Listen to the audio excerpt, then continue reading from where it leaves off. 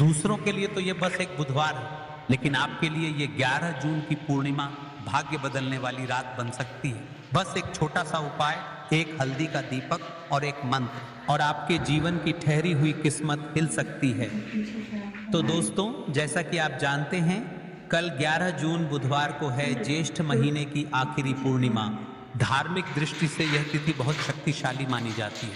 अगर आप चाहते हैं कि जीवन में सुख, समृद्धि, शांति और मनचाही सफलता मिले, तो यह उपाय जरूर करें। यह एक हल्दी का दीपक प्रदोष काल में नहीं, रात को सोने से ठीक पहले घर के उत्तर पूर्व दिशा ईशान कोण में हल्दी से बना एक पीला दीपक प्रज्वलित करें। दीपक में गाय का शुद्ध घी डालें और सामने बैठकर 21 बार यह मंत्र बोलें, आऊ एम श्री महालक्ष्मी नमः। यह उपाय बड़े बड़े अनुष्ठानों का फल अकेले दे सकता है। उपाय 2, तुलसी माता के सामने करें यह काम।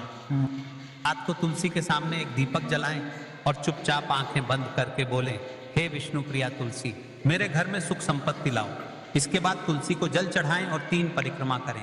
उपाय 3, शिव मंदिर में जाकर करें यह मंत्र जाप। अगर संभव हो तो बुधवार की रात किसी नजदीकी शिव मंदिर में जाएं, शिवलिंग के सामने बैठकर यह 108 बार जाप करें, ओम नमः शिवाय।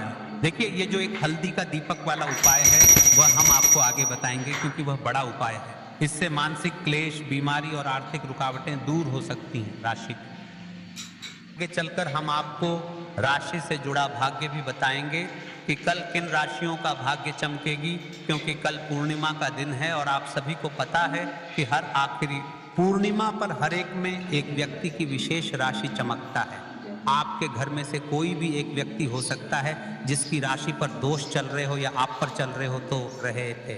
आप आपका नाम और आपकी राशि कमेंट बॉक्स में लिख दे। हम आपकी राशि से थोड़ा भाग्य भी बता देंगे और आपको यह भी बता देंगे कि आपको पूर्णिमा के दिन कल आपको किस उपाय को करना चाहिए जिसके आपके सारे दोष समाप्त हो सके। लेकिन उससे पहले आपको मैं एक विशेष जानकारी दे दूं कि कल जो 11 जून बुधवार पूर्णिमा तिथि का दिन है, यह दिन एक अद्भुत और विशेष दिन है, क्योंकि आप सभी को पता है कि ज्येष्ठ का जो महीना है वह भगवान विष्णु को समर्पित होता है। तो आपको कल के दिन ये एक हल्दी का दीपक वाले उपाय को अवश्य करना चाहिए। इसे एक हल्दी के दीपक वाले उपाय को हम आपको विस्तार से समझाएंगे और आपको यह भी बताएंगे कि आपको किस विधि से करना है, किस प्रकार करना है, क्या क्या लेना है। तो आपको वीडियो का अंतिम तक बने रहना है।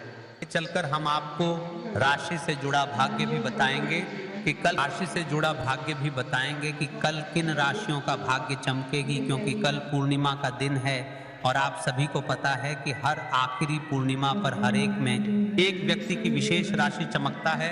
आपके घर में से कोई भी एक व्यक्ति हो सकता है जिसकी राशि पर दोष चल रहे हो या आप पर चल रहे हो। तो आप आपका नाम और आपकी राशि कमेंट बॉक्स में लिख दे। हम आपकी राशि से थोड़ा भाग्य भी बता देंगे और आपको यह भी बता देंगे कि आपको पूर्णिमा के दिन कल आपको किस उपाय को करना चाहिए जिसके आपके सारे दोष समाप्त हो सके। कि पूर्णिमा पर इन 3 राशियों का भाग्य चमकने वाला है। वृषभ, टॉरस, धन लाभ के संकेत।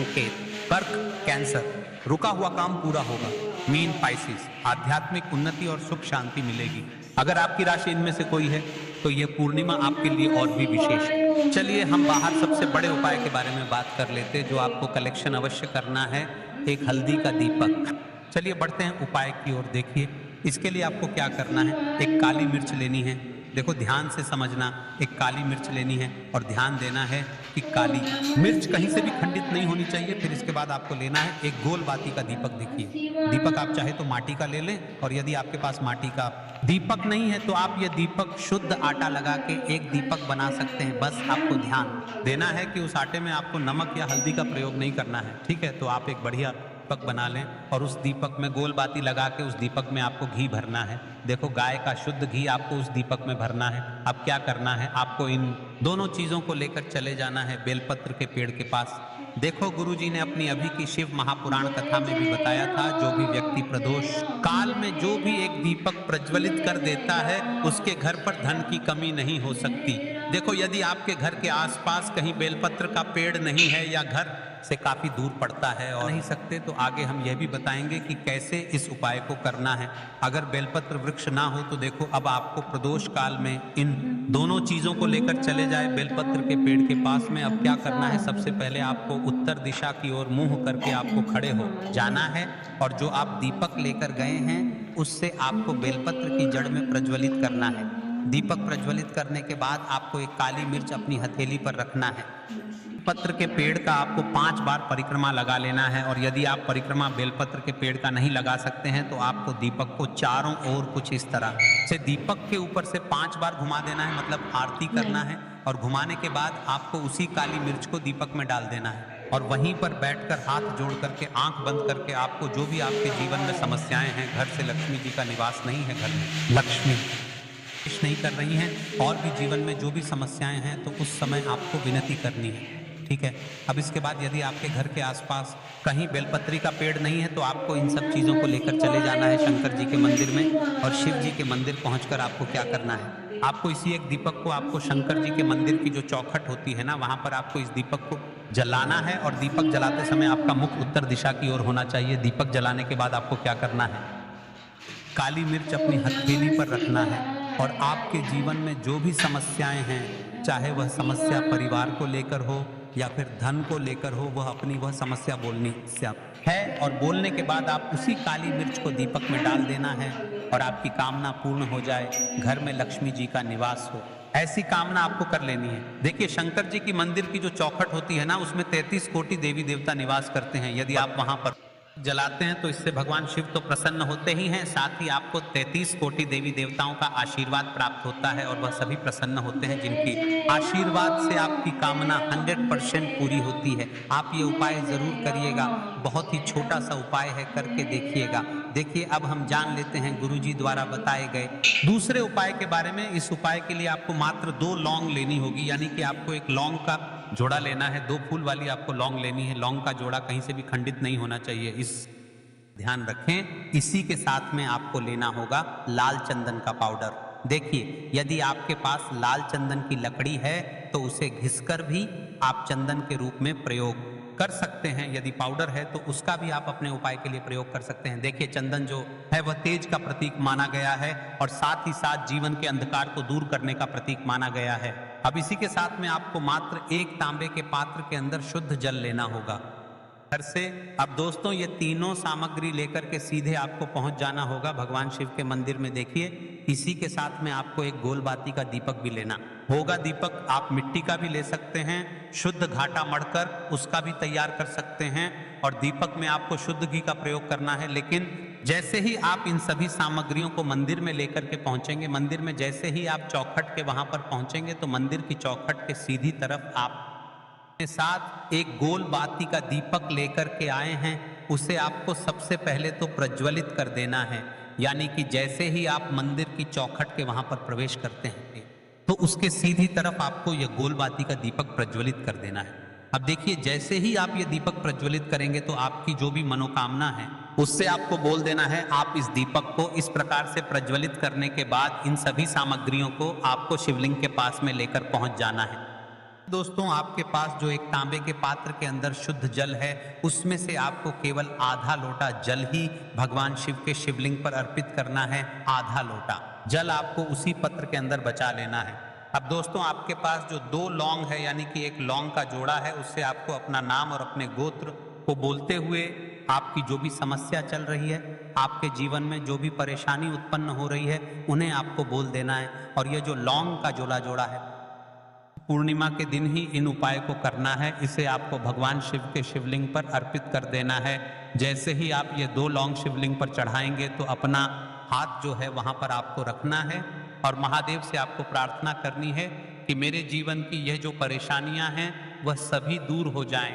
यानी कि आपके जीवन में धन की संबंधित परेशानी चल रही है, कर्ज की समस्या चल रही है, बच्चों का पढ़ाई लिखाई में मन नहीं लग पा रहा है, घर के जो आर्थिक संकट है वह सभी दूर हो, व्यापार आपका ढंग से नहीं चल पा रहा है,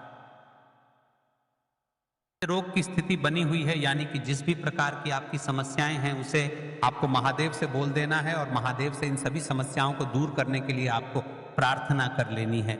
अब देखिए दोस्तों, आपने जो 2 लौंग शिवलिंग पर समर्पित की थी, उसे आपको वहां से उठा लेना है, और इन दोनों लौंग को आपको शिवलिंग से उठा के सीधे उससे जल के पात्र के अंदर डाल देना है। यानी कि आपने आधा लोटा जल और बचाया हुआ था, उसी के अंदर आपको ये 2 लौंग डाल देनी है, और 7 लाल चंदन लेकर के आए थे, उस लाल चंदन को भी आपको उसी पात्र के अंदर डाल देना है।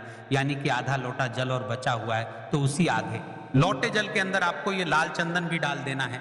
अब देखिए इस आधे लौटे जल में है, जिसमें आपने 2 लौंग डाली है, लाल चंदन डाला है, उसे सीधे लेकर के आपको पहुंचना है बेलपत्र के वृक्ष के वहां पर।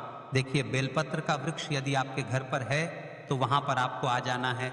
आपके घर के आसपास कहीं भी है को एक चावल दाना यानी कि अक्षत का दाना लेना है। यह चावल का दाना आपके जीवन में सुख शांति को लेकर के आता है, आपके जीवन में धन की जितनी भी परेशानियां हैं उन्हें समाप्त करता है। इसी के साथ में आपको मात्र एक हरा मूंग लेना है।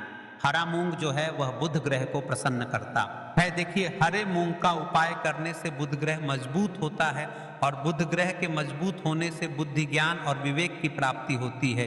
तो यह तीनों ही सामग्री आपको एक एक लेनी है कि एक गुड़ का टुकड़ा, एक चावल का दाना, एक हरा मूंग आपको लेना है। देखिए हरा मूंग का दाना और चावल का जो दाना है वह आपको सबूत लेना है, खंडित नहीं होना चाहिए। और इसी के साथ में आपको मात्र एक तांबे के पात्र के अंदर अपने घर से शुद्ध जल ले लेना है।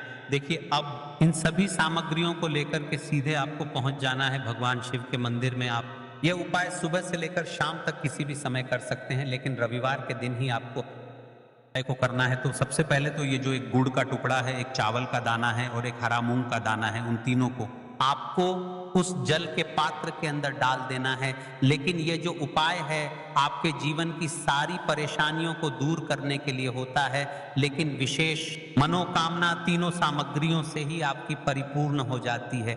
देखिए यदि आपके जीवन तेज होगा तो सभी आपसे वार्तालाप करेंगे, सभी आपसे बात करेंगे और आपका जो बढ़मान है वह का जो दाना है वह धन में वृद्धि करता है, मन की शांति के लिए होता है। और हरा मूंग जो है वह बुद्धि ज्ञान और विवेक की प्राप्ति के लिए होता है। अब देखिए ये जो एक पात्र है इससे आपको भगवान शिव के शिवलिंग पर धीरे धीरे अर्पित कर देना है। श्री शिवाय नमस्तुभ्यम इस मंत्र का जाप करते हुए और तुम रुकेश्वर महादेव का मन में स्मरण करते हुए, लेकिन तुम रुकेश्वर महादेव का स्मरण करने से ये जो उपाय है और अधिक प्रभावशाली हो जाता है। तो तुम रुकेश्वर महादेव करते हुए यह उपाय करने से आपके जीवन में जो भी अशांति है वह सभी दूर हो जाएगी। तो इस प्रकार से आपको यह सुंदर सा उपाय कर लेना है।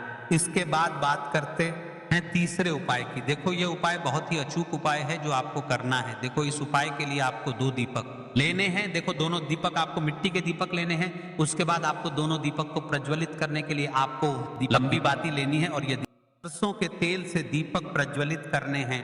ये सब लेने के बाद आपको लेना है एक कटोरी में कच्चा दूध थोड़ा सा लेना है। उसके बाद आपको लेना है 1 लोटा जल।